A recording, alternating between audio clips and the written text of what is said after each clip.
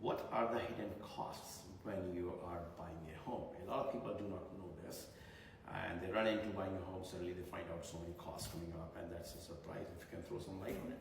For sure. So of course you need minimum 5% down payment. Some people choose to do up to 20% or more. But then in addition to that, you need about 1.5 to 2% of the purchase price for closing costs. Okay. So that would include your legal fees to pay the lawyer. If you need an appraisal, home inspection, sometimes moving costs, people forget to budget for that as well. You need some money for that. Yep.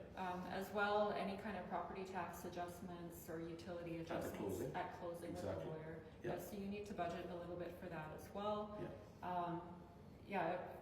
Inspection is very important as well. Yep. That can be a few $100s, and Yep. it's important to get your home looked at before you actually go ahead to make sure everything looks okay. But those are some of the main things, Deepak. So, rule of thumb, 1.5% to 2% of the purchase price.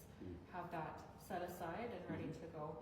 And when you're working with a mortgage broker, or if you're working directly with a lender, we'll want to see proof that you have those funds. So usually 90 days history of those funds. In the bank. In the bank, yeah. We need to make sure, as well as the down payment, but also your closing costs. We need to make sure we know exactly where that's coming from. That's important to the lender.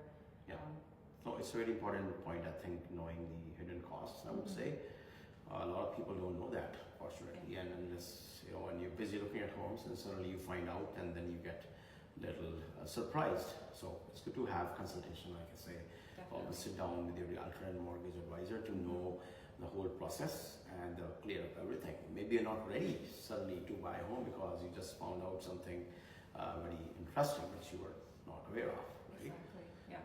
And most lawyers will give you an estimate as well, so you can kind of shop around that way. But like you say, talking to a realtor or a mortgage broker, we can give you